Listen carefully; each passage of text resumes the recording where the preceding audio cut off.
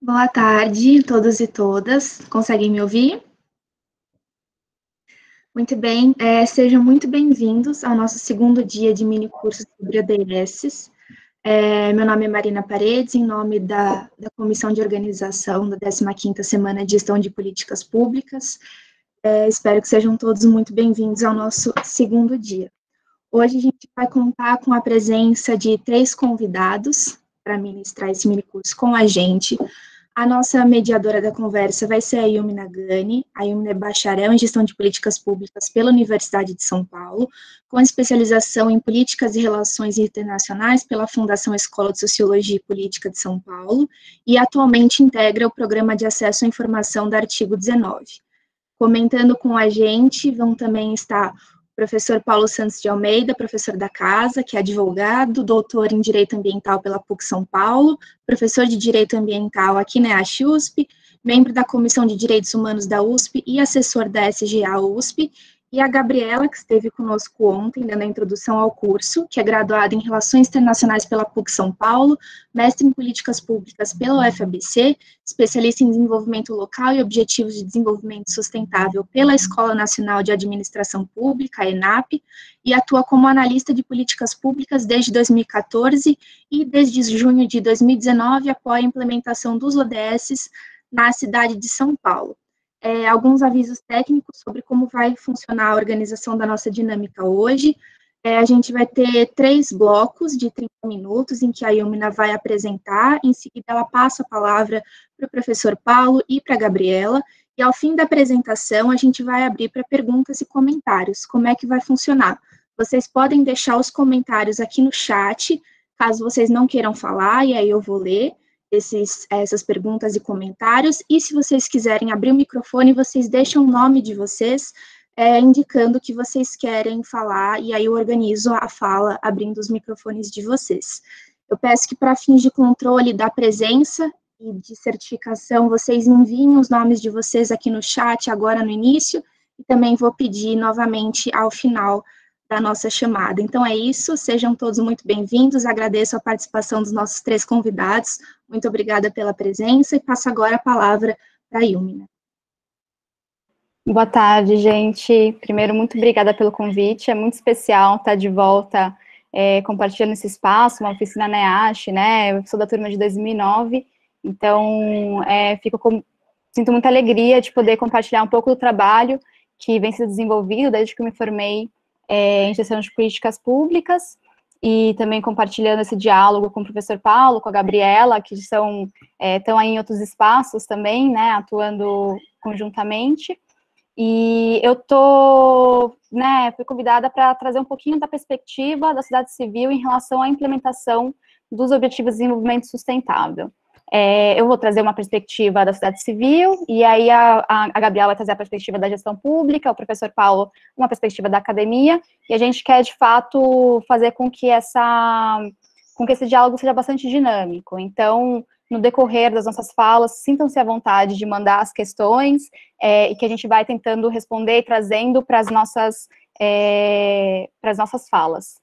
Eu tenho uma apresentação que aí eu queria apresentar, e daí no momento em que eu for passar a fala, de repente tirar a apresentação para que o professor e a Gabriela possam falar.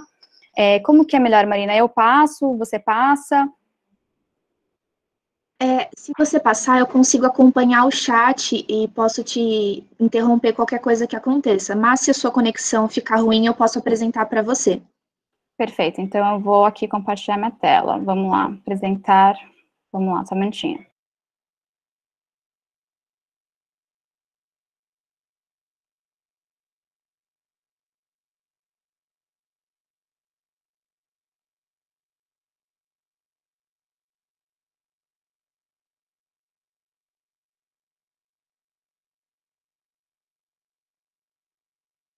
Vocês conseguem ver?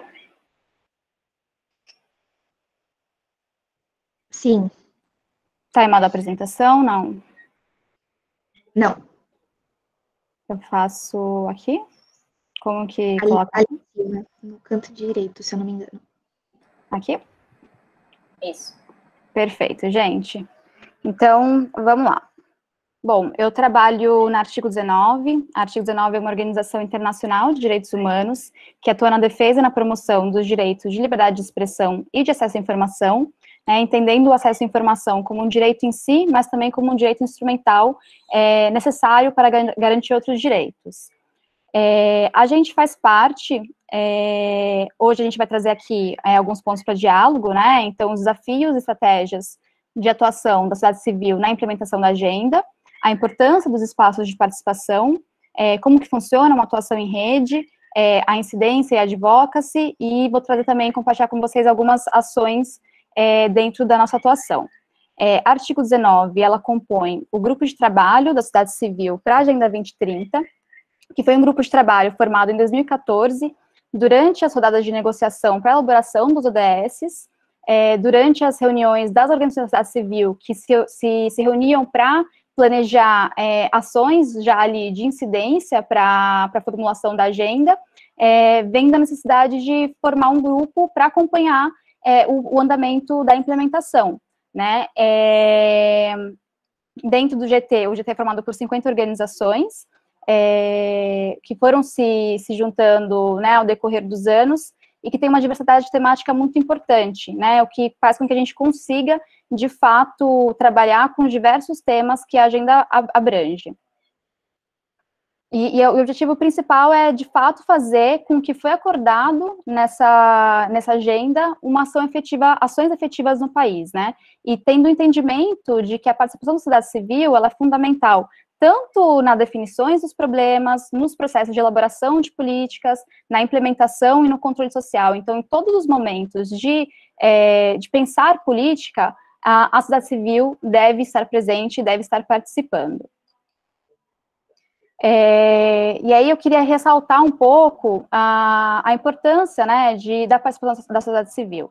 Primeiro porque participar, né, possibilita com que a população acompanhe os processos de tomada de decisão e formulação e na implementação e avaliação de políticas públicas de diversos setores que influenciam no seu cotidiano, no seu dia a dia, na sua vida, faz com que as pessoas se envolvam, se engajem mais na vida pública, né, o que contribui para a efetividade das políticas, para a aceitação de mudanças, né, sociais, faz com que a população compreenda mais as decisões que são tomadas, e dando a possibilidade de que elas analisem as políticas adotadas e proponham melhorias, discordem, e que tragam novas soluções, e com isso se atinja melhores resultados.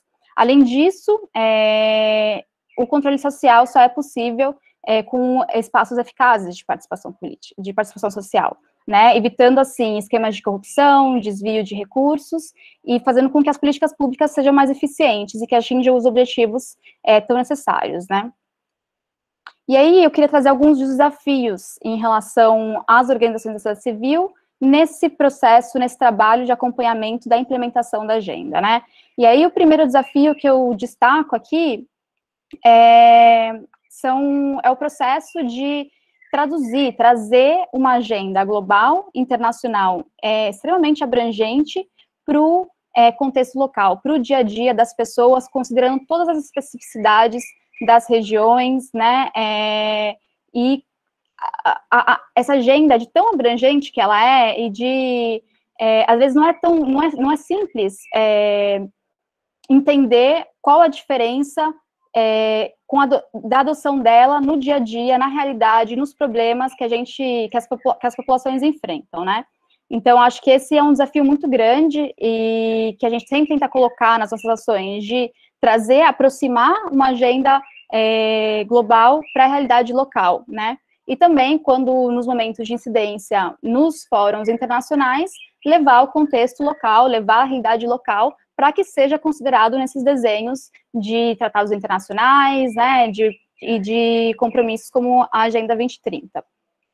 E aí, outro desafio também que vem se intensificando nesses últimos anos é a redução dos espaços participativos, né, ressaltei lá a importância desses espaços, mas a gente vê exatamente o contrário acontecendo, né, então, uma das primeiras ações, por exemplo, do atual governo federal, em abril de 2019, foi a revogação de diversos decretos que dispunham sobre espaços participativos, né, e com isso extinguiu diversos comitês, comissões, e os que ficaram estão sofrendo processos de esvaziamento e falta de recursos, interferências políticas.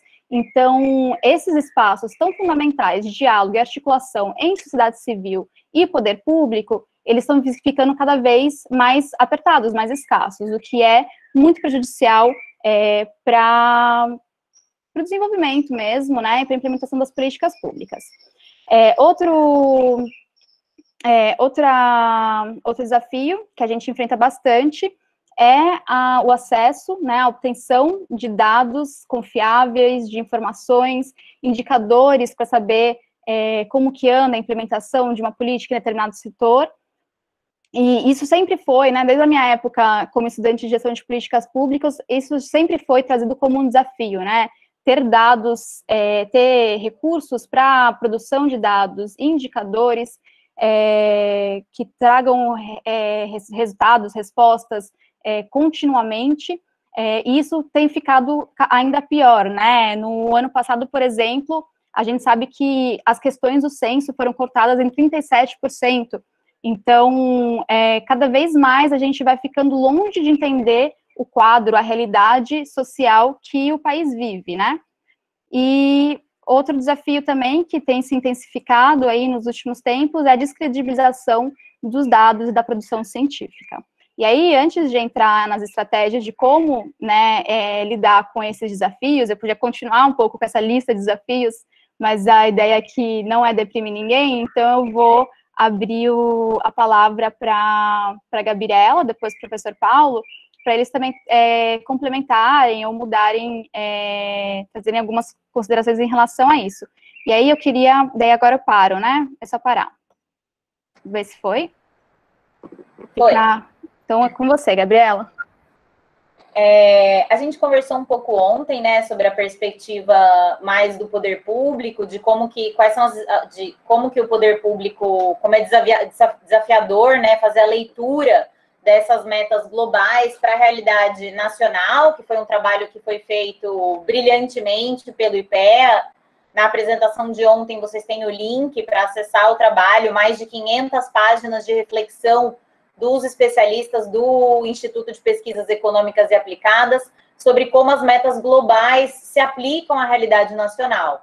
E o mesmo desafio se coloca para os municípios, né? Os municípios precisam avaliar como que essas metas se enquadram nas políticas públicas municipais. Então, acho que um desafio que eu gostaria de compartilhar, do ponto de vista da minha experiência, a gente fez, na Prefeitura de São Paulo, um processo de seleção de organizações da sociedade civil para comporem a Comissão Municipal ODS. E aí depois a gente fala mais da Comissão Municipal ODS enquanto estratégia de implementação dos ODS, mas o desafio que eu gostaria de compartilhar com vocês em relação a isso é que a gente fez um processo em que a gente habilitou as instituições que tinham interesse em participar. A gente falou assim, faz mais sentido a gente ter um processo seletivo, então, na Comissão Nacional, as instituições, as organizações da sociedade civil foram convidadas a participar da Comissão Nacional por conta do seu destaque na atuação dos ODS.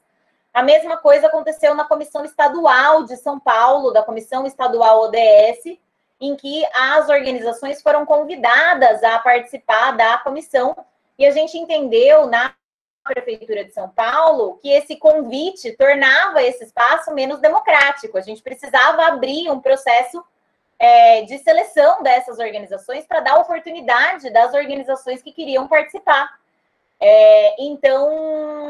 Mas foi desafiador fazer esse processo foi interrompido pela pandemia, e a gente pensava em fazer um processo relativamente simples, em termos de edital de seleção, onde a Prefeitura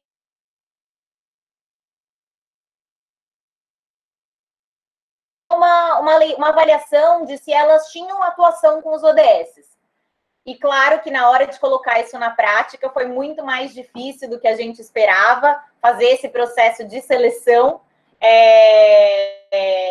porque na realidade não é tão simples assim você checar se a organização tem atuação com os ODS, porque é uma pauta muito ampla, mas a ideia foi que a gente habilitou das instituições interessadas, as instituições, segundo os critérios do edital, a gente habilitou e depois procedeu para uma votação entre elas, uma votação entre pares, para que a gente tivesse uma comissão municipal ODS que tivesse, de fato, representatividade das regiões, da iniciativa privada e da academia, porque, na realidade, na comissão municipal ODS, a gente separou a participação da sociedade civil em 3 segmentos.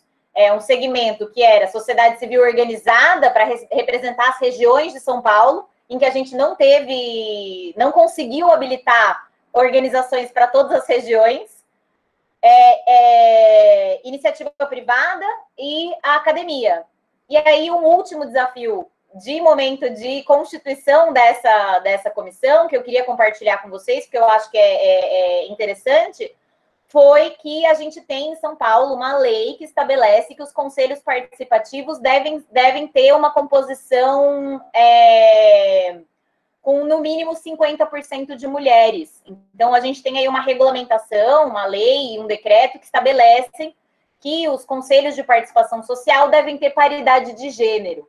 E aí, no momento de dar posse para os integrantes dessa comissão, a gente precisou sensibilizar não só os representantes do poder público na comissão, no sentido de, poxa, mas eu indiquei um homem para representar a Secretaria de Trabalho. Tá, mas eu preciso que você indique uma mulher, porque eu preciso que a gente tenha uma composição, faz parte de implementar os ODS, dar voz para dar espaço para as mulheres nesses espaços de tomada de decisão. E aí eu aproveito para parabenizar o professor Paulo nesse processo, porque a gente teve um conflito nessa representação justamente no segmento da academia, em que a USP tinha indicado o professor Paulo para representar a USP na comissão, e a Unifesp também tinha representado um homem. As duas titulares da sociedade, do segmento academia, tinham indicado homens para representarem as universidades nessa comissão. E o professor Paulo abriu mão aí de ocupar esse espaço de tomada de decisão e buscou uma mulher, então uma professora também da USP, da engenharia da Poli, a Denise Espinosa, é isso? Acho que Denise Espinosa, para participar desse espaço, então ocupar esse espaço de forma equitativa, paritária com os homens. Então, eram 2 desafios que eu queria compartilhar com vocês. Legal. Professor Paulo, antes só de passar a palavra para você, queria só reforçar que eu acho que esse processo de chamada pública, né, para as organizações da civil que estão interessadas em compor a comissão, ela é fundamental, né, quando a escolha é direta do poder público, de organizações específicas da sociedade civil, você tira, inclusive, a ação de mobilização e de diálogo entre as organizações, pode até criar uma certa tensão de, né, quem disse que aquela organização é representante das organizações nessa temática, nesse setor. Então, assim, com certeza, essa forma de escolha é mais interessante para qualquer espaço. Por favor, professor. Bem, boa tarde a todos e todas. Uma satisfação enorme participar da 15ª Semana de Gestão de Políticas Públicas, né? Tradicional na nossa EASH. Satisfação enorme poder aqui compartilhar esse diálogo com a Yumna, com a Gabriela. Depois faço um comentário rápido a respeito do gancho que a Gabriela me deixou sobre essa questão dos ODS, a questão do gênero, né? E agradeço por deixar pública a sua consideração a respeito da atitude que tomamos lá, né? Eu acho que isso tem a ver com a própria essência e o desafio constante, que é o ponto, sobre como mantermos os ODS, né, a Agenda 2030, de fato inseridos nas nossas agendas. Então, a perspectiva que eu tenho aqui, como a Yumna já adiantou, é exatamente uma fala sobre um olhar da academia, né? E também Yumna acabou indicando uma lógica, né? Eu não falo pela academia, né? Eu não represento formalmente a academia, sou apenas um integrante da academia e, consequentemente, ter o meu olhar, né, com foco em pesquisa, com um olhar crítico. Eu acho que isso é importante se destacar, porque eu não tenho aqui a finalidade de defesa ou de ataque, mas, na verdade, né, um olhar a respeito da possibilidade e, por que não, identificar alguns desafios que, em certa medida, são ultrapassados, outros, por outro lado, ficam, né, sempre nos deixando uma vontade de quero mais, mas também temos limitações. E a academia cumpre um papel fundamental nessa relação, né, poder público, sociedade, né, sociedade civil organizada, né, o terceiro setor, entre outros meios. Penso que nós, na academia, estudantes, né, docentes, discentes, cumprimos um papel fundamental. Ainda mais pensando na nossa universidade pública e gratuita, sob o ponto de vista, né, conceitual. Nós temos muito ainda a fazer para que isso, de fato, se torne real, mas esse é também o desafio.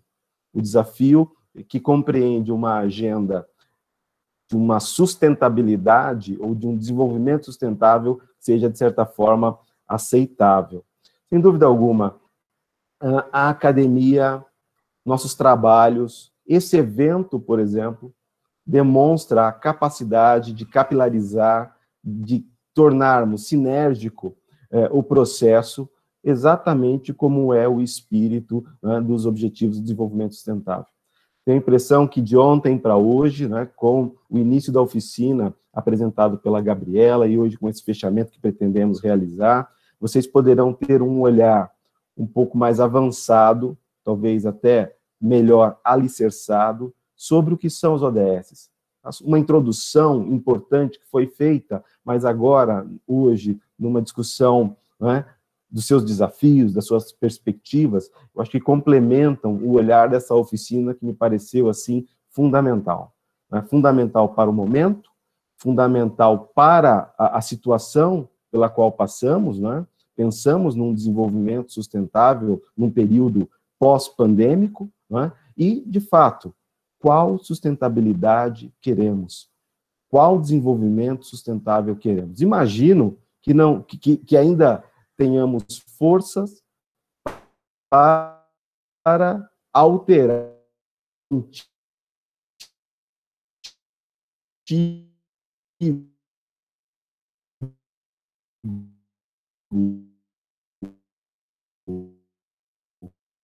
Tá falando para todo mundo, gente, ou só para mim? Tá. Professor Paulo, você deu uma travada. Com as violações de...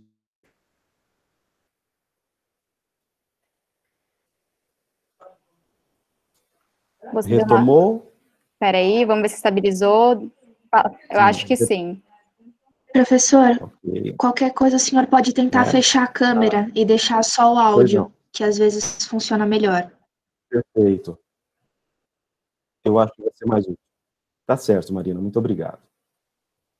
Bem, então continuo daqui, não tem problema. Fenômenos da nossa atualidade, né? De fato, vamos seguindo. Bem, mas eu dizia a respeito da importância de termos essa discussão sobre ODS, né, nesse período que, embora se diga aí um novo normal, me parece que é só um período pós-pandêmico. Nós teremos que continuar trabalhando e muito, né, para superar os desafios que nos remetem ao verdadeiro desenvolvimento sustentável. E nesse aspecto, vejam, nas universidades, são vários os trabalhos vinculados aos ODS, isso é inegável, né? E não se pode negar também que exista um interesse, né, na gestão universitária mundial em atrelar, em se coligar aos ODS. Afinal de contas, reduzir marginalidade, dificuldades, vulnerabilidades, ampliação de integração, participação, inserção, menos discriminação, não é? Mais equilíbrio sobre o uso dos recursos naturais, me parece que seja a lógica, não é? E a universidade, as universidades, a academia como um todo, não poderia se furtar a isso. Algumas medidas precisam ser destacadas, não é? Veja, o exemplo que levanta a respeito de uma legislação que busca uma igualdade, não é? Pelo menos sob o ponto de vista legal, para uma paridade de gênero é um primeiro passo, muito que Gabriela levantou sobre a experiência que tivemos na comissão, foi emblemático, porque de que forma a academia quer colaborar, sem críticas a olhares diferenciados, mas eu, particularmente, me senti muito impulsionado a ceder para a adaptação daquele cenário quanto à necessidade da igualdade, da paridade, melhor, da paridade de gênero, por uma simples razão.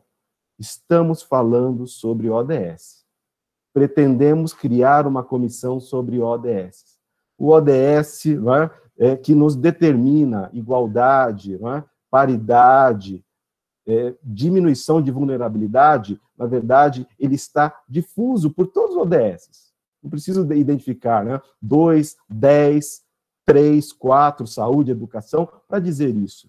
Então, por que não exercitá-la? Confesso que, no meu primeiro olhar, a ideia é que essa seria uma questão muito fácil de ser superada naquela comissão, o que não se demonstrou no primeiro momento. Então, eu, particularmente, já tinha um olhar de que exercitar o processo é contribuir e participar efetivamente. Que esse é o ponto.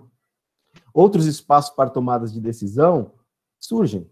O detalhe é como nós utilizamos este espaço e, de certa forma, como nós, de fato, queremos participar dele. E isso eu digo por conta de pesquisa que venho realizando nos últimos anos sobre ODS, sobre o olhar que tenho, por exemplo, no programa de pós-graduação em sustentabilidade, aí da EASH, do qual participo, que todos os professores têm uma vinculação em suas pesquisas com ODS. Foi feita uma apresentação recente, no cenário da Pró-Reitoria de Pós-Graduação, exatamente demonstrando isso. E todos os programas de pós-graduação foram convidados a apresentar isso. O nosso programa, assim, de uma linha muito direta, foi um dos primeiros a vincular, porque, de fato, já o fazíamos antes. Então, essa forma de contribuição da academia, ela se apresenta pela pesquisa, pela forma como a academia se dispõe a participar do processo. Então, esse exemplo na comissão foi um mero exemplo, mas nós temos uma infinidade de possibilidades de demonstração disso. Agora, é fato, sabemos que nós não estamos numa condição perfeita. O desafio é, portanto, de como superar ou ampliar a participação, a tomada de decisão, e, de certa forma, mitigar as mazelas geradas por esse processo, seja no período pandêmico ou não. Nós precisamos tornar a nossa universidade concisa e cada vez mais atuante, além da atuação que já tem, para identificar a possibilidade de contribuir com o desenvolvimento dos ODS. Faço aqui menção rápida a projetos editais recentes da Pró-Reitoria de Pesquisa, da Pró-Reitoria de Cultura e Extensão, de certa forma, incentivando e criando uma empolgação para projetos vinculados a ODS, além da própria lógica que isso acaba direcionando o olhar dos cursos, da própria gestão da universidade. Não é à toa que a USP, citando como exemplo, é uma das boas ranqueadas em rankings, embora concordamos que ranking não é o melhor indicador, mas apenas para uma reflexão quantitativa, está entre as melhores universidades do mundo e da América Latina, ocupando lugar de destaque no ranking do Green Metric, quanto à questão de atualização de sustentabilidade, que vai ao encontro de ODS. Bem, precisava falar isso, de certa forma, para fechar esse bloco, dizendo o seguinte: os desafios existem, medidas são adotadas, elas precisam ser praticadas, contudo, muito ainda há que se fazer. Esperamos, sinceramente, que a academia não perca este olhar, não se demova da possibilidade que é de investir e, de certa forma, ratificar um grande conjunto que são os grandes direitos, entre eles o fundamental, os direitos humanos. Tá bem? Bem, eu acho que essa primeira parte eu queria deixar essa mensagem, e aí sigamos. Eu gostaria de outras intervenções dentro do possível. Perfeito, professor. Queria perguntar, Marina, se tem alguma pergunta aí no chat, se já em relação a isso, e se quiser já pode fazer, a gente responde. Tiveram 2 comentários direcionados a Gabriela, que ela respondeu aqui no chat. Eu vou ler para ficar na gravação. O Roberto perguntou: Gabriela, diante de seu relato, no que se refere aos desafios, você citou a habilitação das organizações.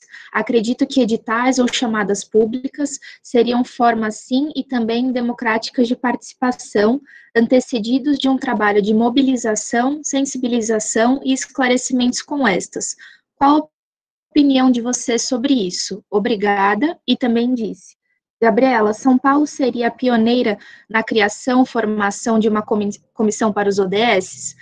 Assim também deveriam ser os CAES e demais instâncias de participação da sociedade civil. E a Gabriela deixou uma resposta no chat. Gabriela, você quer ler sua resposta?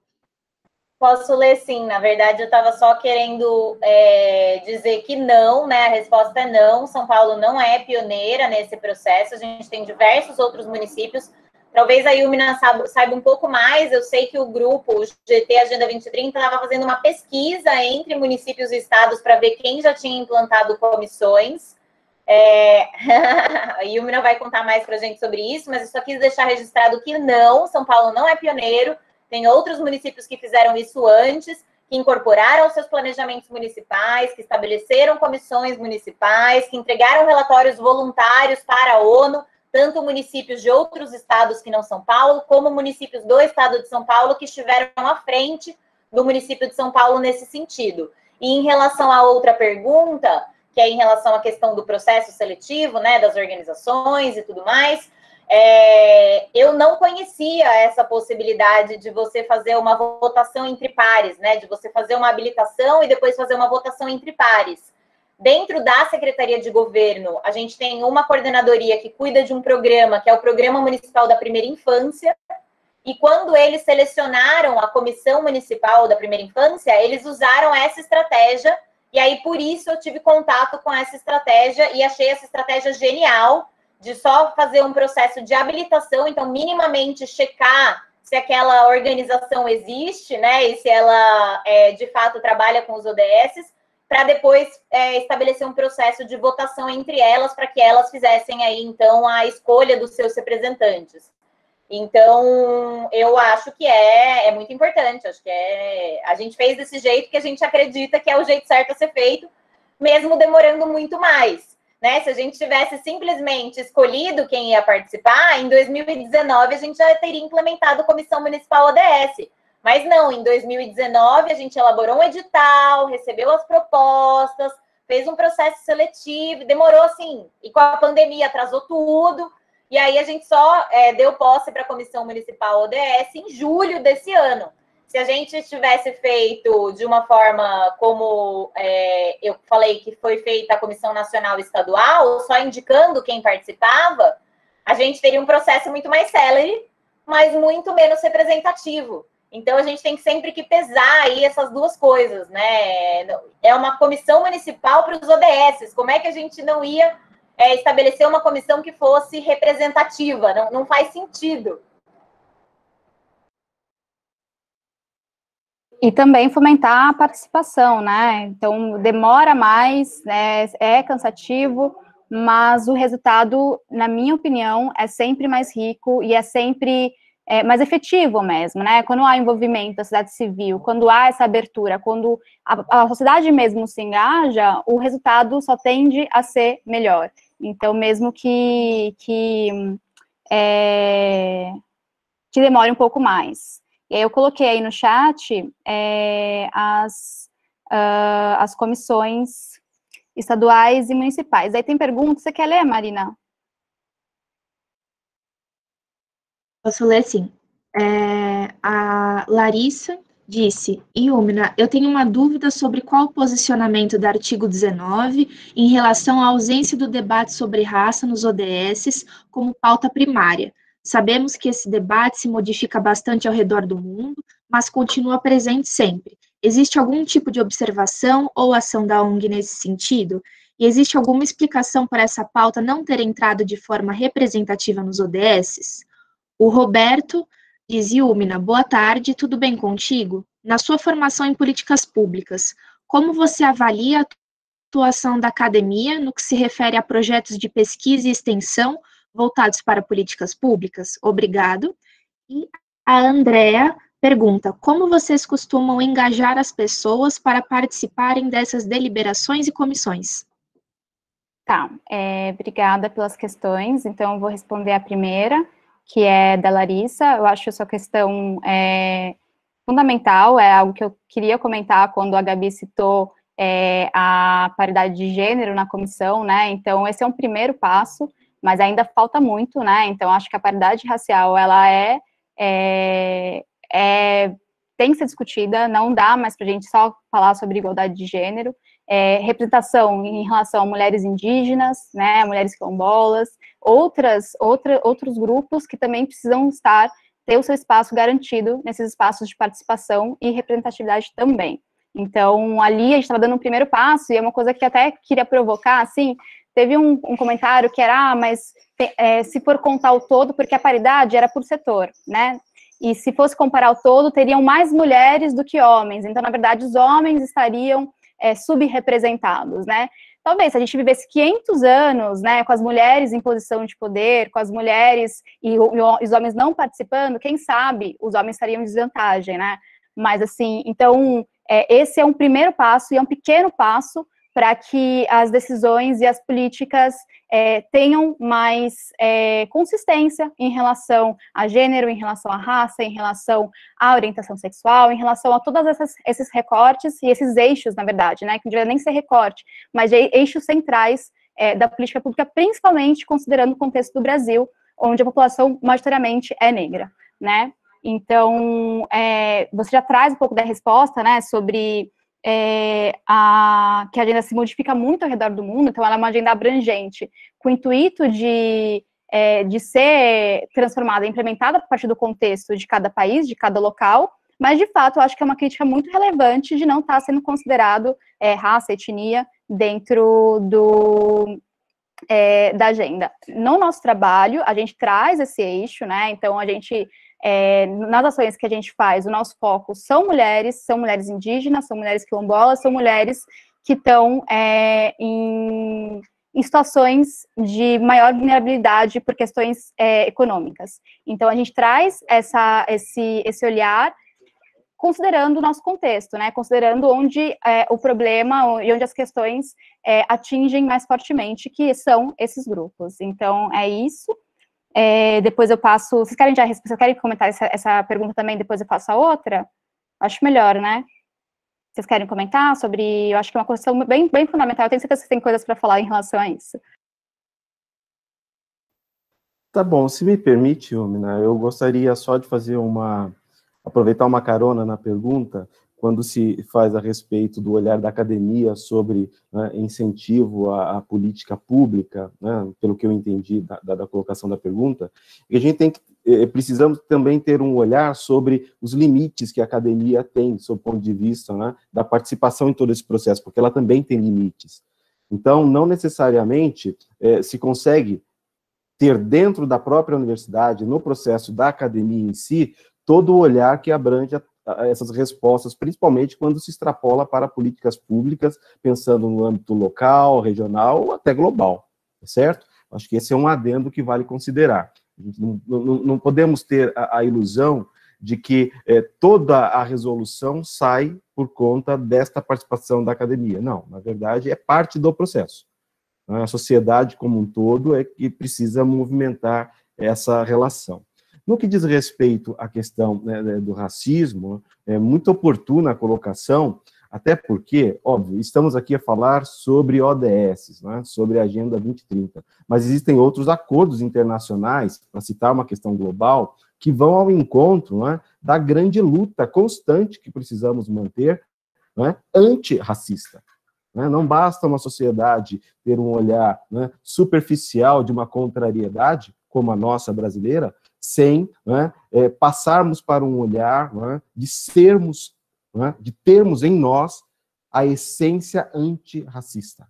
Né? A injustiça ambiental, por exemplo, ela, desde primórdios aí, pensando desde a discussão dos direitos civis nos Estados Unidos, Norte da América, até, né, a proclamação dos princípios da justiça ambiental, sempre traziam ali a discussão da maldita estrutura racista, ou do racismo estruturado que o globo suporta.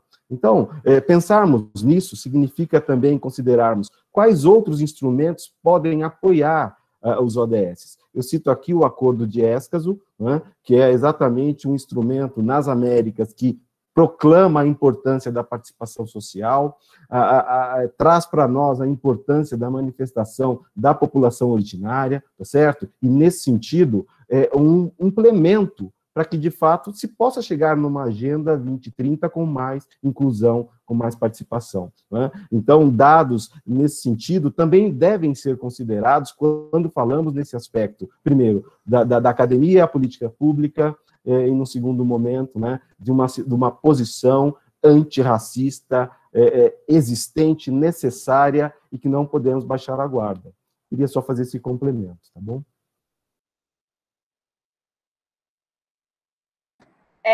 Yumina, eu já tinha feito um comentário, né? Então, essa pergunta já tinha surgido, essa inquietação já tinha surgido ontem, em relação à falta de representatividade, da questão de raça na agenda global, e o meu comentário tinha sido no sentido de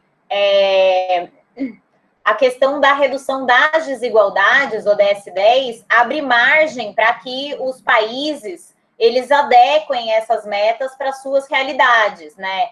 Então, a minha resposta foi no sentido, a questão da desigualdade de gênero, que é uma que aparece explícita, ela é mais homogênea no mundo, né? E a questão da desigualdade racial, ela é mais heterogênea entre os países. Então, ele não ganhou destaque, né?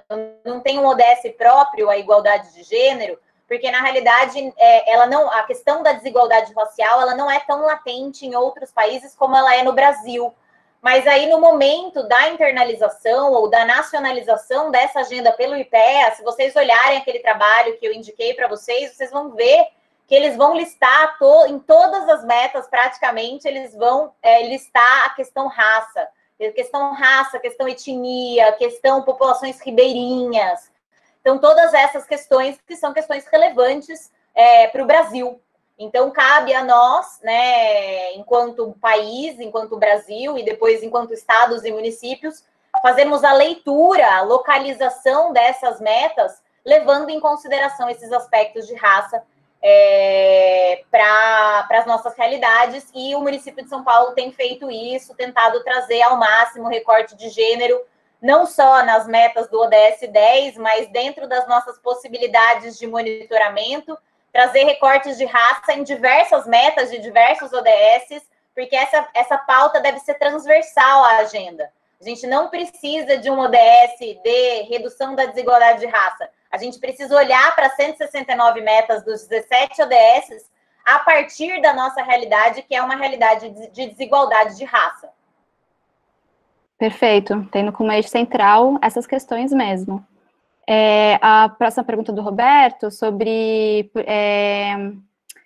como avalia a atuação da academia no que se refere a projetos de pesquisa e extensão, voltados para políticas públicas. A minha experiência na graduação, participei de projetos de extensão, eu avalio como fundamental, né? É uma forma de aproximação da universidade com a realidade, assim, fez muita diferença na minha formação, né, de sair da sala de aula, do entendimento fundamental da teoria, da discussão ali com o professor, com os colegas, mas de ir a campo, né, de entender qual que é a realidade, qual que é a necessidade de política pública em determinados locais, né, entender esse contexto mesmo, para que no momento em que estivesse atuando ou na gestão pública, ou em cargos de poder, como político, ou como dentro de empresas privadas, ou no terceiro setor, poder atuar com mais consistência em relação ao que se está fazendo, né? Então, acho que deveriam ser, assim, bem mais promovidos, né? Não sei como é que está agora, 10 anos depois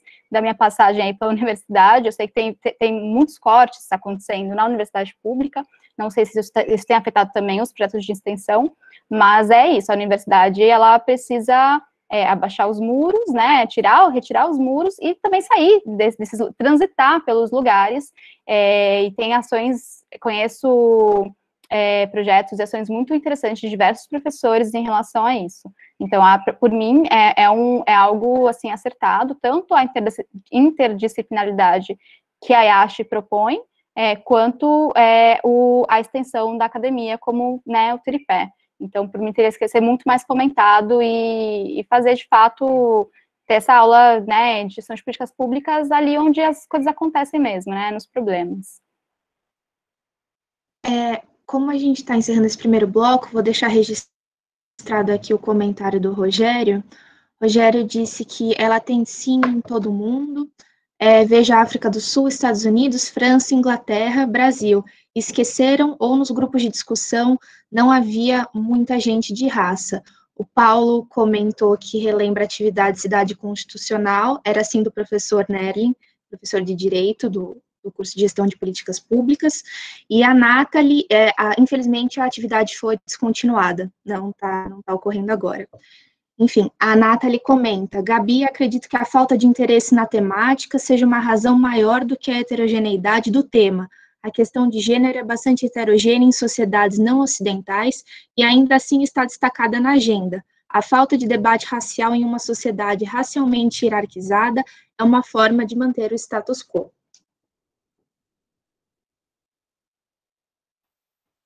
Perfeito, gente, os comentários, eu acho que é uma crítica extremamente relevante e que é assertiva, é isso, né, e cabe a nós ter esse olhar crítico para a agenda e poder transformar, né, a parte da realidade, né, isso não deslegitima a agenda enquanto um guia, né, que na verdade ela é um guia, ela é um caminho, né, e que os países, né, os estados, os municípios devem olhar para poder olhar para o seu futuro, para a sua gestão, de uma forma que seja mais inclusiva, que combata as desigualdades, que enfrente os desafios relacionados à não preservação do meio ambiente, mas eu acho que é um ponto excelente, eu acho que é isso mesmo. E aí eu queria pegar essa última questão que a Andrea fez, como que a gente engaja as pessoas a participarem dessas deliberações e comissões. E aí eu acho que já entra um pouquinho no próximo bloco, em que eu falo um pouquinho das estratégias em relação a esses desafios, e a gente continua essa discussão, pode ser? Vou lá então, gente, deixa eu compartilhar aqui de novo a minha tela com vocês, só um minutinho.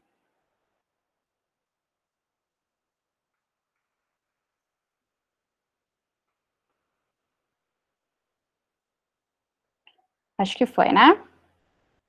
Então, deixa eu ver se meu microfone... Foi. Então, vamos lá. Então, a gente falou um pouco dos desafios, e aí isso a gente poderia fazer um semestre só falando sobre os desafios, sobre o desmonte de políticas públicas, cortes de recursos, mas a gente, para ficar uma coisa mais equilibrada, a gente vai falar um pouquinho das estratégias também, e de como que a gente tem enfrentado todo esse contexto. E aí, eu gostaria de destacar entre as principais, né, estratégias, a atuação em rede, né, a incidência e advocacy, e o diálogo com setores de governos onde há abertura, né, e aí algumas ações específicas, né, que eu vou mostrar para vocês, seriam campanhas, produção de pesquisas. E aí, essa primeira estratégia, né, a atuação em rede, o contexto, né, a realidade das organizações da sociedade civil é um contexto de limitação de recursos humanos e financeiros, né, então, quando a gente atua em rede, existe uma possibilidade de potencialização das ações de cada organização. O GT né, dos grupos, uma das redes que a Artigo 19 participa. Em cada temática, a gente acaba participando de diferentes redes para justamente potencializar essas ações. Então, fazendo com que uma organização apoie a pesquisa, a campanha, aquela temática que é defendida e que a mensagem consiga alcançar mais pessoas e chegar mais longe, né? E eu já falei, né, mas reforço que, por exemplo, o GT, ele é composto por 50 organizações que estão focadas em diferentes temas, então a gente tem organizações eu acho que tem aqui, focadas em, aqui são algumas das organizações que fazem parte do GT, então a gente tem organizações que são especialistas na questão de igualdade de gênero, especialistas na questão de combate ao racismo, na questão de preservação ambiental, e sobre combate às desigualdades, e que é muito difícil uma única organização conseguir ter um domínio de todo, né, de todos os problemas sociais. Então, esse intercâmbio, essa troca, essa articulação entre organizações com experiências diferentes e uma apoiando a outra, né, fazendo ações conjuntas, como as ações que a gente faz pelo GT, que daí não é uma organização assinando, é o GT com o apoio de todas essas organizações, tem uma força muito grande. Então, a gente consegue otimizar. Então, cada um apoia um pouquinho de recurso, e a gente consegue, de alguma forma, se inserir nesses espaços de tomada de decisão, né, de influência da política pública também. E aí, a segunda estratégia, que eu acho que é muito relevante, eu imagino que vocês devam ver muito isso no curso de políticas públicas, mas que são as ações de incidência e advocacy, né? E o que é a incidência para as organizações da sociedade civil? É incidir em processos de tomada de decisão, influenciar quem está nos cargos públicos a agirem de acordo com os compromissos que foram assumidos e alinhados com todos os direitos, né, principalmente os direitos humanos, que é onde as organizações da sociedade civil trabalham bastante. Eu trouxe aqui uma definição de advocacy, né, então advocacy é uma estratégia com ações planejadas para mudar políticas, comportamentos ou sistemas, né? Dentro de advocacy, existem diversas ferramentas, e algumas delas podem ser o diagnóstico de um problema, né, de uma questão, análise de poder, saber quem que é o formulador da tomada de decisão, o formulador da política, quem vai tomar a decisão, analisar como é que está, como que... É um trabalho meio que de... prever o que pode acontecer dentro desses espaços de deliberação, né, campanhas de comunicação, formar coalizões ou redes, fazer pesquisa, e aí aqui eu foco muito o papel da academia, inclusive, né, na formação de pesquisa para subsidiar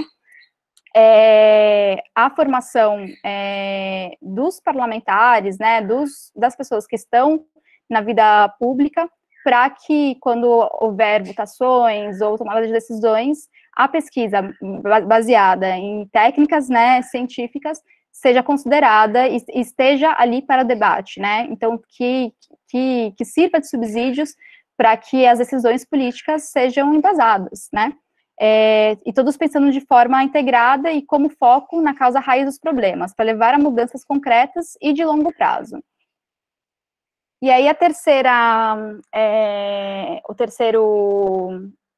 estratégia, ela está muito relacionada ao contexto que a gente está vivendo, né? Então, a gente está vivendo um momento de redução dos espaços participativos, da descontinuidade de políticas públicas que iam de encontro aos ODS, quando a gente está olhando no contexto federal, tá? Porque o GT, ele tem uma visão muito da nação, né? Agora que a gente está começando a atuar mais focado em regiões, por uma questão estratégica, e a gente também está vendo que o Brasil, deixando de ser um ator que tinha um protagonismo internacional, tanto na formulação como na promoção de uma agenda sustentável, e a gente pode fazer diversas críticas em relação a isso, né, porque uma coisa é defender, outra coisa é implementar, mas a gente deixa de ser esse ator que defende essa agenda sustentável, para ser um ator que assume uma postura que nega as mudanças climáticas, que nega o acentuamento das desigualdades, e que os espaços, né, existia a Comissão Nacional de ODS, por exemplo, que já não existe mais, que era um espaço de diálogo direto com o Executivo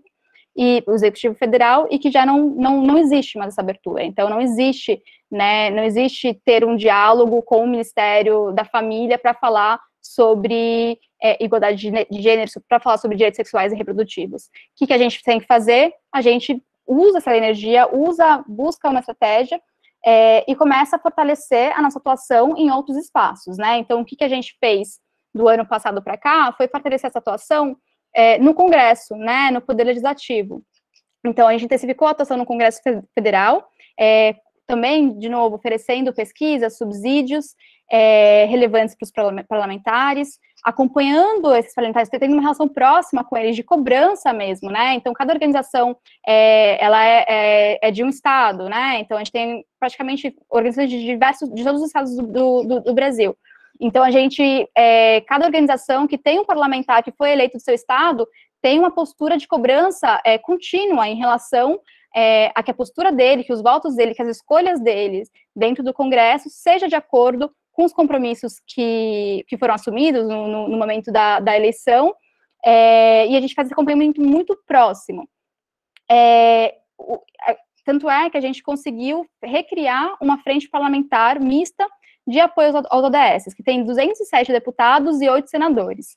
E aí, dentro dessa frente parlamentar, a gente ajuda no desenvolvimento de diversas atividades, né, debates públicos, oficinas, para que essa pauta seja sempre na agenda desses atores, né, e uma outra estratégia também que a gente adotou mais fortemente é essa atuação local, então ter foco em estados e municípios onde há uma vontade política de olhar para essas questões, né, de olhar para a Agenda 2030 e para fomentar isso, né, então a gente trabalhou com apoio na criação dessas comissões e vem participando mais ativamente dessas discussões mais locais, porque a gente viu que seria muito mais efetivo do que continuar quebrando cabeça hoje no Executivo Federal.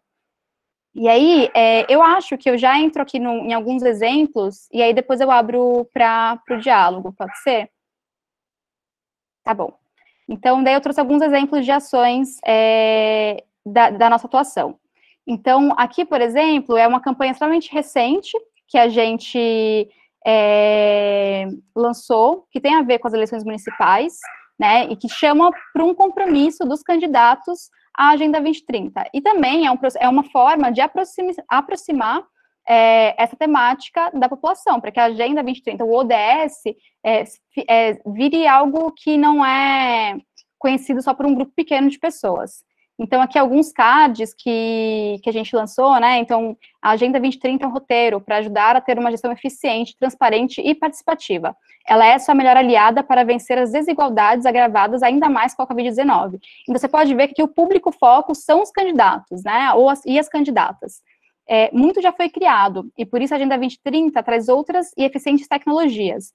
Adotar os objetivos de desenvolvimento sustentável vai diminuir desigualdades e deixar muitas pessoas mais felizes. Né? Aqui algumas outras também, então, para superar os desafios urbanos que crescem com a Covid-19, o melhor roteiro é adotar os objetivos de desenvolvimento sustentável. A Agenda 2030 é um plano com metas e indicadores que podem melhorar a qualidade de vida e o bem-estar das pessoas e levar o seu município ao desenvolvimento sustentável. Então, mensagens curtas, objetivas, que vão ser replicadas pelo GT e por diversas organizações, com a ideia de fomentar essa discussão a nível local, né? E aí eu queria mostrar um vídeo, eu vou mudar de aba aqui, vocês, olha se muda, peraí. Mudou ou não? Não, né? Eu preciso parar e compartilhar de novo. Isso. Ainda não mudou, Yu. Então, peraí, que eu vou parar essa apresentação e abrir outra.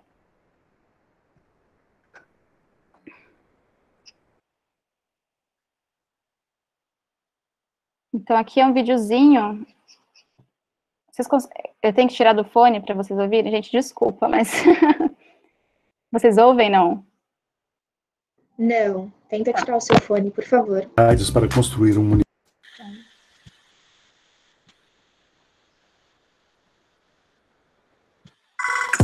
Temos um mundo de possibilidades para construir um município próspero, pacífico, justo e participativo. Não é preciso inventar a roda ou começar do zero. Esse roteiro já existe. A Agenda 2030, que é um plano com metas e indicadores para melhorar a vida nos municípios. Porque a pandemia de Covid-19 nos mostrou que precisamos de um freio de arrumação contra as desigualdades, e assim deixar mais pessoas felizes. Uma candidatura é uma rara oportunidade de transformar e mudar o jogo, colocando seu município no rumo dos Objetivos de Desenvolvimento Sustentável. Jogue um jogo em que todo mundo ganha. Então, esse é só para dar um exemplo de uma ação, de uma campanha, né? que é isso, são diversos para poder alcançar diversos públicos diferentes. Agora eu vou voltar a compartilhar minha tela, só um minutinho.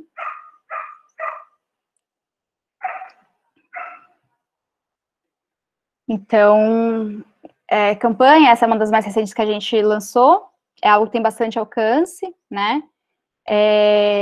Conjuntamente, né? Outra ação que eu acho extremamente relevante é a produção de conteúdo, a produção de pesquisas, que é um pouco também do que a academia, né? Como a academia consegue contribuir, mas desde 2017, então, a gente produz um relatório, que é o relatório Luz, que traz uma análise feita por organizações da sociedade civil e membros da academia sobre a implementação dos ODS, analisando as metas. O governo federal, ele, anualmente, ele pode apresentar um relatório voluntário em relação à implementação da agenda. Esse ano não foi apresentado, o que torna ainda mais relevante ter uma pesquisa, né, uma análise do panorama mesmo, da implementação da agenda a nível nacional. E aí, esse aqui, o grandinho, né, foi a edição desse ano, foi lançado em 31 de julho, e contou com a participação de mais de 100 pesquisadores e pesquisadoras, né, então, pessoas, é um trabalho muito rico, que traz muita informação, e ele é bem pontuado nas metas, né, focado na análise de indicadores quando existe a disponibilização do dado, porque às vezes existe essa tentativa de trazer indicadores para fazer a avaliação das metas, mas que não é alimentado, né, que falta uma periodicidade interessante para fazer um acompanhamento mais eficaz, para poder fazer um desenho bom de política pública.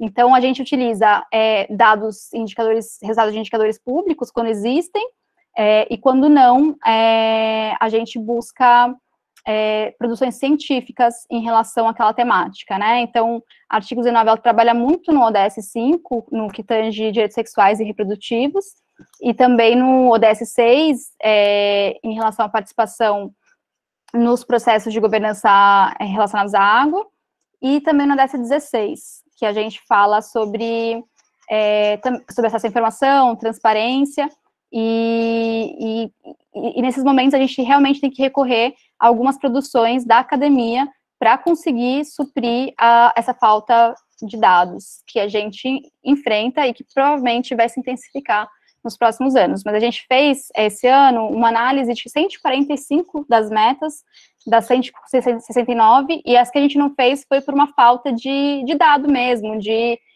material para poder responder a essa avaliação. Mas é um trabalho feito a muitas mãos e que traz um resultado muito, muito interessante do não cumprimento da agenda, tá? Então, já adianto para vocês que o resultado é esse, mas tem orientações, né? Tem propostas de quais decisões políticas podem ser tomadas para voltar aí de encontro a concretização desses objetivos até 2030, tá? Então, esse é o relatório Luz, depois eu não coloquei o link aqui, mas eu vou colocar antes de compartilhar com vocês. E outras ações que eu acho que também é muito relevante na nossa atuação é envolver parlamentares, né, pessoas de órgãos públicos com a sociedade civil. Então, o evento de lançamento do relatório Luz, ele foi feito uma audiência pública, dentro como uma ação da Frente Parlamentar Mista para os ODS, e contou com pessoas muito relevantes, né, na tomada de decisão pública, que estão nesses espaços de tomada de decisão, de formulação de política, e né, de decisão acerca de uma política, que trazer essas pessoas para o debate com a sociedade civil reforça ainda mais esse comprometimento público desses parlamentares com os compromissos. Então, abre mais ainda a possibilidade de que a gente continue cobrando e pedindo coerência, né, nas ações na vida pública, né, nesses espaços de tomada de decisão. Então, o lançamento, por exemplo, contou com o Nilson Tato, com o Rodrigo Agostinho, com a Joênia, então, atores muito, muito relevantes. E da sociedade civil também, né, a Vivida Plan, que é especialista na questão de gênero, o Chico, que é da ActionAid, que combate, tem muitas ações de combate às desigualdades, então é um resultado que traz muitos pontos positivos, assim, nessa fomentação da agenda e envolvimento das pessoas também. E aí eu abro para vocês comentarem em relação a estratégias, e depois eu coloco, já vou deixar aqui a telinha para questões para diálogo, mas depois eu queria ouvir você e o Paulo primeiro.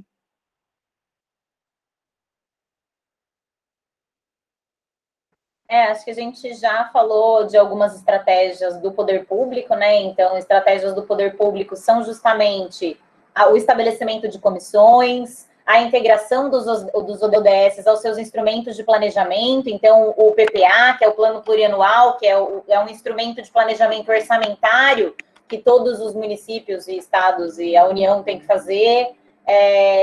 Então, essas são algumas das estratégias que a gente tem aí de implementação por parte do poder público, e é claro, né, de integração dos ODS ao seu planejamento, ao planejamento das suas ações, né?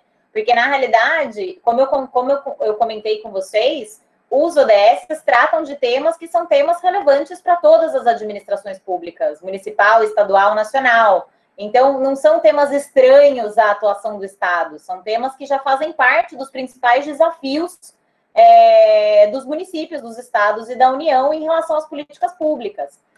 Então, não é nenhuma novidade, mas os ODS podem servir aí como instrumento integrador e como instrumento direcionador das políticas públicas. Então, acho que é um pouco isso, e essas são as estratégias que a gente tem adotado para incorporar a agenda nos planejamentos municipais. A gente, inclusive, está aberta pública para a Agenda Municipal 2030 da cidade de São Paulo. Por favor, participem. A gente está com um impedimento de fazer essa divulgação nos canais oficiais da Prefeitura por conta do período eleitoral. Essa é uma discussão interessante também, que é o fato de que, como o Bruno Covas é candidato à reeleição, ele não pode fazer uso da máquina pública para divulgar enquanto plataforma de campanha. Então, essa divulgação de uma consulta pública poderia ser interpretada como uma certa forma de campanha política. Então, por isso, a prefeitura não pode divulgar nos seus canais oficiais, mas eu divulgo para vocês, e aí, quem sabe, vocês participam e nos ajudam aí a elaborar uma agenda municipal 2030 melhor. Era isso que eu queria falar sobre as estratégias. Eu esqueci de falar de uma estratégia que foi adotada pelo governo federal, que foi um prêmio ODS, com diversas categorias, com categorias da sociedade civil, da iniciativa privada e da academia. Infelizmente, não aconteceu uma segunda edição, mas eu estava lá em Brasília em 2018, no final do ano, quando foi feita essa edição do Prêmio ODS Brasil. Também é uma estratégia de implementação dos ODS por parte de incentivo do poder público de estratégias que estejam relacionadas aos ODS. Eu não tive a oportunidade de falar isso ontem, mas eu acho que eu comecei o curso falando para vocês, os ODS são linguagem, né? Os ODS são uma forma de comunicação. Então, só para retomar, né, essa ideia, quando a gente alinha o nosso planejamento, o poder público, a essa linguagem internacional, a gente reforça as nossas ações e a gente reforça a agenda global. Então, a gente tem aí um ciclo virtuoso, né, de reforço das pautas municipais e da agenda global. Então, a gente se comunica, né, usando essa mesma linguagem. Então, isso qualifica o debate e torna mais fácil de comparar estratégias de políticas públicas entre diversos municípios, entre diversos países, né? Assim, então, é bem positivo, né, nesse sentido, o uso dessa linguagem, porque ela favorece essa estratégia de comunicação. Ok. Bem, nessa linha sobre implementação, eu acho que no cenário acadêmico, eu acho que é importante destacar também, né, que segue-se a mesma lógica, né? Uma institucionalização é sempre um bom começo, né? Usar o exemplo da Universidade de São Paulo, que tem uma política de sustentabilidade, né? E essa política de sustentabilidade, ela vincula todos os campi. Então, a perspectiva é que a gente tenha, né, sempre no desenvolvimento da aproximação com os ODS, né, mais do que a própria institucionalização, canais para que essas possam, de fato, se concretizar. Um exemplo disso são os planos diretores ambientais ou os próprios planos diretores de todos os campi. Esse é um processo, óbvio, intenso, mas que, pelo que eu tenho visto na minha experiência na Universidade de São Paulo, é que cada vez mais vem se abrindo espaço, né, participativo, que é um elemento lógico e essencial para o desenvolvimento e aproximação dos ODS. Além dessa questão institucionalizada, né, que as universidades podem promover, pensando na observação de implementação acadêmica, as outras formas de fomento, né, projetos que envolvam própria cultura e extensão, pesquisa, disciplinas específicas que cada vez mais tornem interdisciplinar a relação dessas discussões. Isso é extremamente importante, e nesse aspecto nós podemos destacar que a EASH é uma, digamos que, impulsionadora dessa estratégia, né, adotada no sistema de ensino mundial, e desde a sua criação. Então, a EASH tem essa particularidade, e a gente tem que aproveitar cada vez mais isso, né? Aqui, fazendo um breve comentário sobre aquela disciplina de cidade constitucional, eu tive a oportunidade de participar por 2 anos com o professor Nerlin, e obtive resultados assim, impressionantes, sob o ponto de vista do aproveitamento, tanto pelos alunos de GPP, quanto de outros cursos que participavam da mesma atividade. São exemplos de possibilidades de implementação, além da formalização de convênios, né? A exemplo da Ecofalante, a Mostra Ecofalante de Cinema, que tem uma participação recente, né, da gestão da Universidade de São Paulo, pela Superintendência de Gestão Ambiental, promovendo, inclusive, uma ampliação, um debate, né, mais localizado. Nesse sentido, inclusive um professor também de GPP, que, né, coordenava todo esse processo, o Eduardo Caldas, né, e ele continua à frente desse processo agora com mais força, porque percebe-se que, na medida que você tenha institucionalmente elementos que corroborem com a finalidade, não é, do conhecimento, da ampliação das ideias, todos esses caminhos vêm, não é, a favor, não contra. E sempre vale destacar, ODS é estratégia, né? O grupo de ODS nada mais é do que uma tentativa global, estratégica, de alteração de um cenário, né, quiçá sustentável, porém insustentável. A alteração comportamental, de consumo, né, de utilização dos recursos, bem como lidamos com as questões sociais, né, eu acho que é o elemento, assim, o eixo fundamental, o esqueleto da organização dos ODS. A academia contribui com a pesquisa, a Ina acabou de levantar, né, no aproveitamento para o relatório Luz, diga-se de passagem, fantástico, né? Eu acho que demonstra exatamente essas possibilidades, né, de encontro do conhecimento. É óbvio, a academia não é só crítica, a academia também não é só para ser criticada, ela tem um papel importante nesse processo. Isso tudo passa por uma forma de interpretação de como, né, o Estado, de uma forma geral, engloba ou internaliza esse processo, né? A Gabriela acabou de levantar o prêmio ODS, foi uma estratégia fantástica, pena que, por enquanto, pelo menos, subentende-se que está parado, cancelado, mas, né, oxalá que volte com mais energia. Mas é uma excelente estratégia, né? Esse prêmio ficou marcado, né, eu acho que mundialmente, porque quando o Brasil vem e destaca um prêmio em âmbito nacional sobre ODS, chama a atenção, né? É uma pena que o momento não seja propício para a participação, né? Infelizmente, nós estamos visualizando um período no qual a Constituição Federal, se fosse um ser vivo, estaria realmente incomodada, né? Porque a Constituição Federal brasileira foi feita exatamente para a participação. É a Carta Cidadã, é o documento fundamental do Estado brasileiro que fomenta, que permite, que convida a cidadania, e isso significa ter participação no processo, né, que seja num primeiro momento consultivo, mas evoluindo para isso, né, decisório. Então, são vários elementos que, no momento, parecem que são revistos pela imagem negativa, né? Todo o viés, né, que impulsiona o retrocesso em vários aspectos, né? Não poderíamos ir muito longe, mas apenas para citar o âmbito na proteção e conservação ambiental já é mais do que suficiente, e nem vou me estender muito nesse sentido. Mas penso que, em implementação, a academia contribui, não fugindo da lógica, né, que é institucionalizada pelo poder público em suas esferas, porém com mais capacidade de integração. O nosso universo, literalmente, a universidade, permite, de alguma forma, maiores aproximações e, por que não, efetivação desse processo participativo que é essencial para os ODS. Era isso, por hora.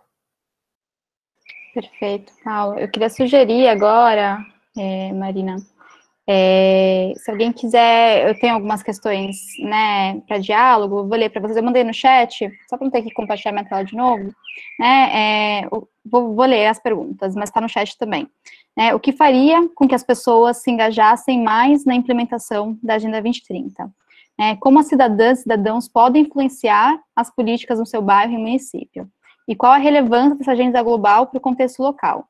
E quais são as dificuldades que vocês percebem e o que pensam sobre possíveis alternativas para promover um futuro mais inclusivo, justo e respeitoso com as populações e com o ambiente?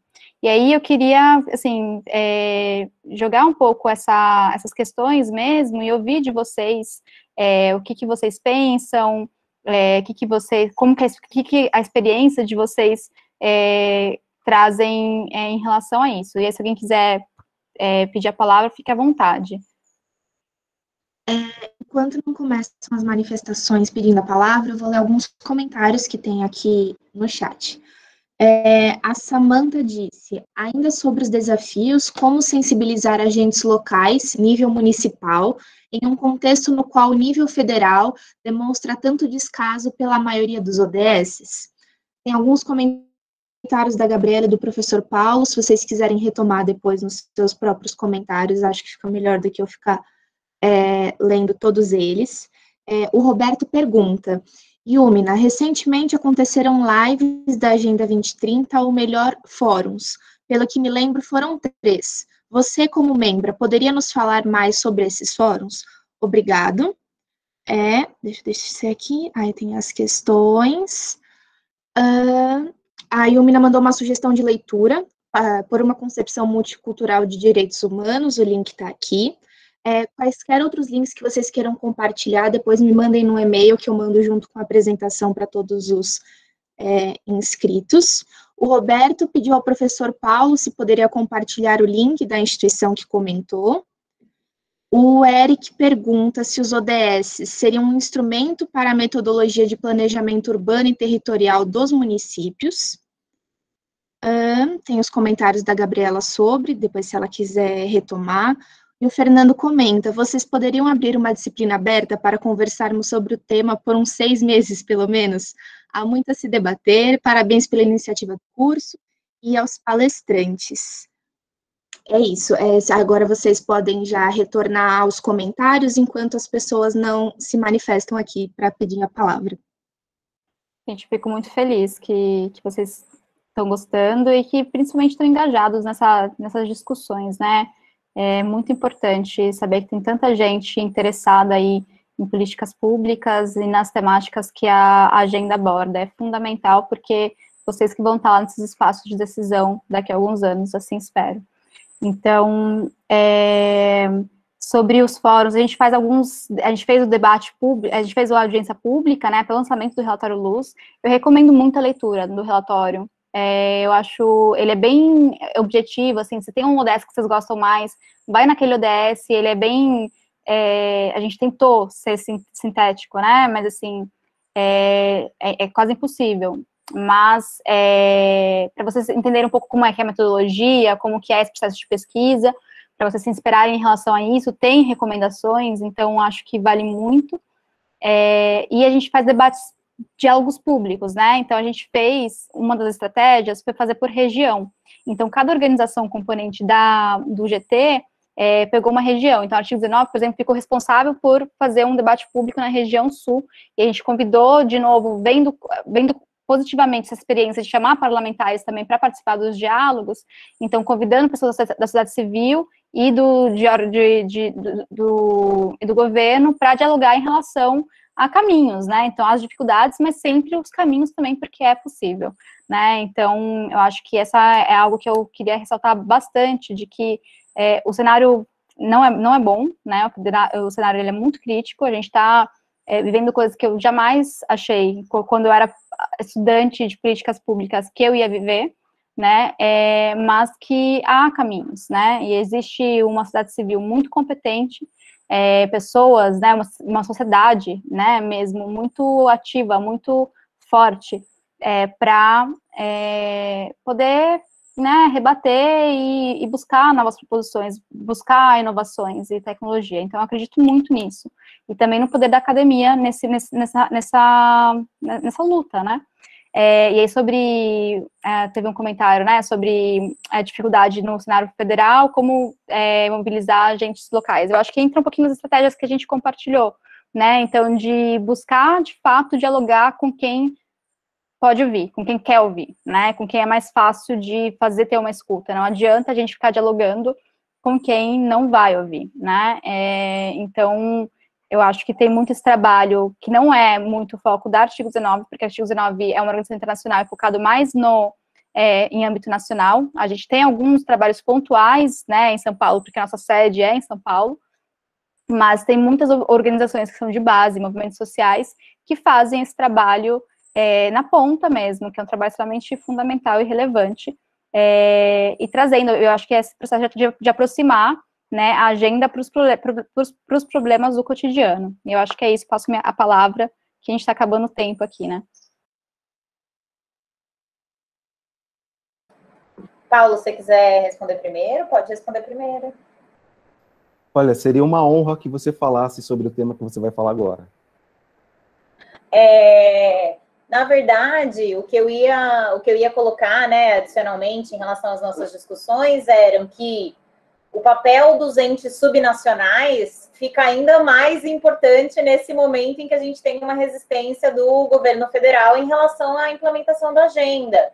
Então, sem entrar em questões políticas, né, não é o objetivo da conversa, a ideia é justamente que os objetivos são supranacionais, suprapartidários, então a ideia é que eles sejam orientadores, independentemente da gestão que está à frente.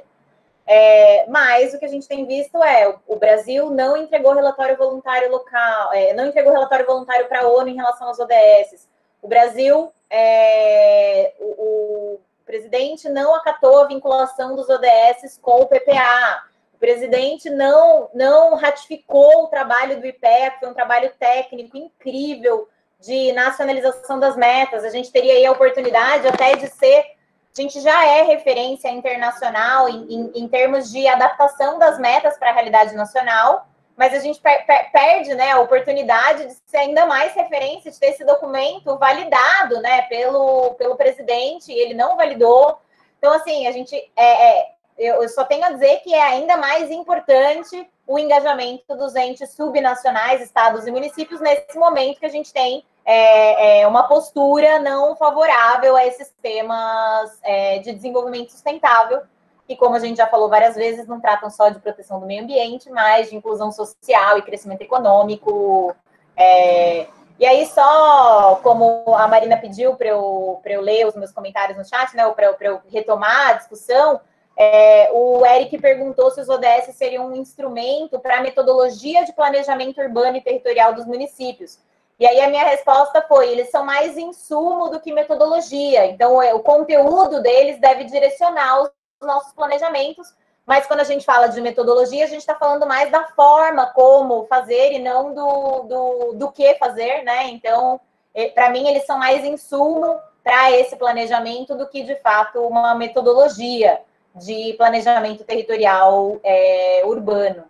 E era isso, pode falar.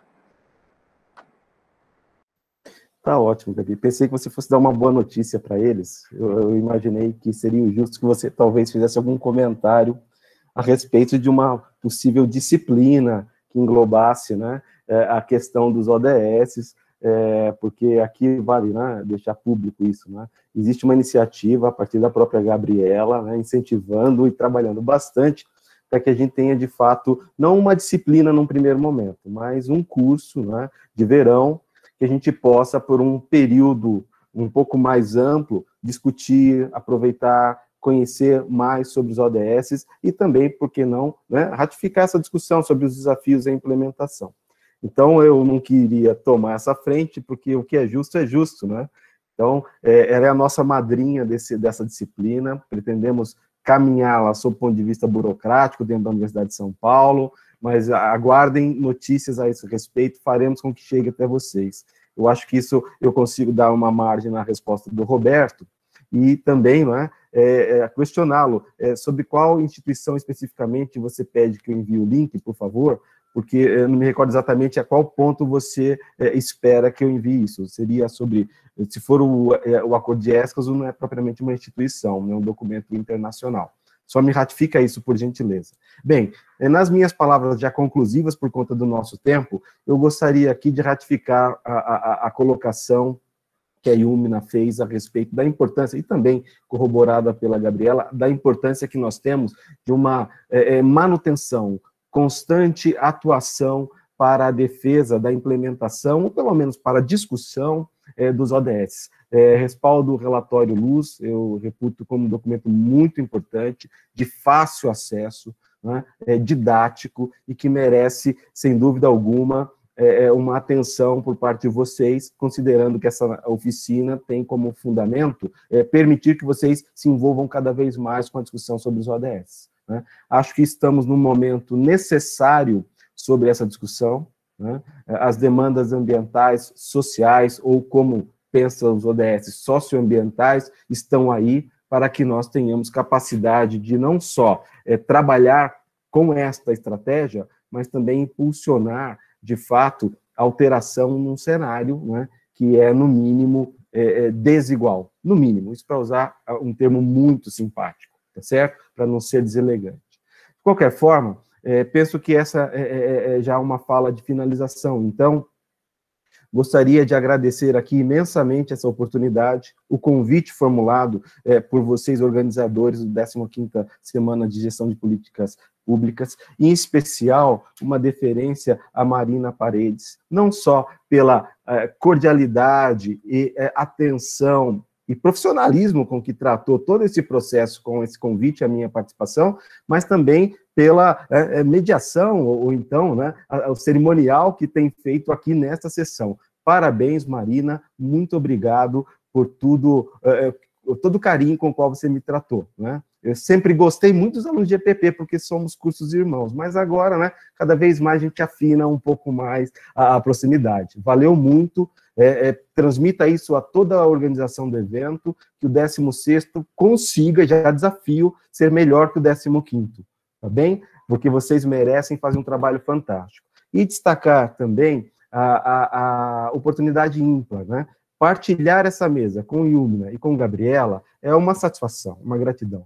Mas me permita, Gabriela, aqui fazer um destaque especial. Uma aluna de GPP que volta para participar de uma semana de GPP é especial. E eu faço ideia o que ela sente agora, porque, de fato, é um momento diferente. Eu espero que muitos possam passar por experiência semelhante, mas é uma satisfação enorme estar aqui, né, por conta desse processo. E, por fim, uma parabenização a todos os participantes, o público, né, principalmente alunos de GPP, com boas perguntas, um entusiasmo que é essencial desse curso, e que, nesse momento remoto, transmitiu a minha mesma expectativa que eu já tinha, né, de outras colaborações com o GPP. Desejando para vocês muito sucesso, que tenhamos dias melhores. Penso que aqui encerro a minha participação, e desejando que tenhamos realmente um evento glorioso, festivo e competente, como tem sido até aqui. Parabéns para vocês. Obrigado. Professor, muito obrigada por todos os comentários, com toda certeza eu vou repassá-los ao restante do pessoal da comissão. Queria só dar algumas instruções técnicas rapidinho, antes que a Gabriela e a Ilmina possam finalizar com uma fala breve. Qualquer pessoa que teve algum tipo de problema com um link, recebimento de e-mail, material, por favor, entre em contato comigo, eu vou deixar o meu e-mail aqui no chat, ou com outras pessoas da comissão e do centro acadêmico, pelas páginas do Instagram e do Facebook. As duas chamadas foram gravadas e vão estar disponíveis na página do YouTube. E eu peço que aqueles que ainda estão na chamada, por favor, mandem seus nomes no chat para mobilização da lista de presença. É isso, agradeço muito a possibilidade dessa mesa existir, a comunicação entre os três convidados e a participação de todos. Eu só tenho a agradecer também, Marina, pelo convite, Paulo, por todos os elogios aí, tô toda boba. Para mim foi um prazer dividir, né? Já é um prazer dividir o espaço da Comissão Municipal ODS com vocês, tanto a Ilmina quanto o Paulo.